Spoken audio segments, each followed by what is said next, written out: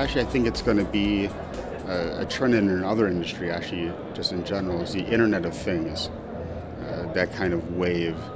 And I think it's going to change the way we think about digital signage and technology in general. Like, for example, we see on the show floor some solutions like for displays that have LED backlighting.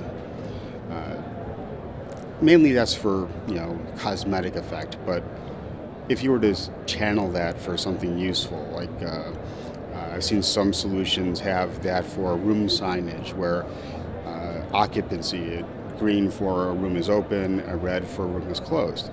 Well, imagine leveraging that for something like emergency notification, where if there's an emergency going on, not only do you have content on the screen flashing, but you also have this red flashing light in the background. And that basically reinforces the message on the screen. Take that a step further, say when the emergency is over, you can glow green and have the content go back to normal. So in this case, you're using that extra channel of communication to free up whatever's on your screen. And then, a step further, you can free up, if something's not quite an emergency, but just kind of an awareness. Like, for example, on our campus recently, our phone system went down. We have IP phone service. And instead of broadcasting an emergency, you can just have for your information, you might want to look at your phone. And you can glow yellow or something of that nature. Then say, how many of us have had signs that are interactive and no one's touched them because they don't think they're interactive? You start saying sensors. Well, if you walk within a certain distance, it glows blue. So you can have all this, the system that involves LED lights, kind of augmenting the capability of our signage. It's a secondary channel of communication, but then let's take away the sign. There's no sign. Why not? And then, what can you do then? Well, you can have illuminated doorways. You can illuminate a table underneath. Who says you actually have to have a screen with pixels to be a sign? We're in the communication business, not in the display business.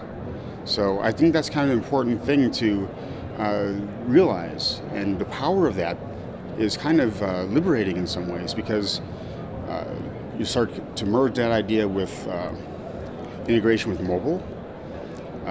For wayfinding, if you have someone who's trying to navigate through a large building, they interact with a sign, a token that's passed to their mobile device, and as they walk through, maybe as they walk through in proximity to other beacons, I guess you'd say, that are part of the signage network but are not signs, they get alerts on your phone, hey, you're close here, or you're too far away, or whatever. So the Internet of Things, I think, is going to have a profound effect on how we look at signage in the future. My usual soapbox is to think broadly and think towards the future. Don't think of one single project if you can help it, but think of many projects and across applications, and just think about more than just what you're working on at the given time. Because there's a tendency to do that, due to the funding or scope of the department they're in. But especially in larger organizations, there's a tendency to do that, and it's a bad idea, because you can a lot of times get a lot of savings by thinking broadly and get funding for better solutions, more equipment, by instead of working as a departmental initiative, in our case, but as a campus-wide initiative. It takes some of the local, the pressure off the local units, and allows economies of scale, training, support, purchasing. And then I'll add in something on top of my soapbox, is being more inclusive of people in the process. on what we're doing here, we have two deep dives, one on the financial side, one on the technical side for higher education. And basically, the gist of an article I wrote kind of supporting those sessions is that it used to be that as technology experts, we could just jump in, do our own deep dive, and come up with all the answers ourselves. And we were working on our own pool, and that's not the case anymore. We have to work very closely with other experts. So AV people need to work very closely with IT, with facilities, with content developers, architects, and it all has to work together. So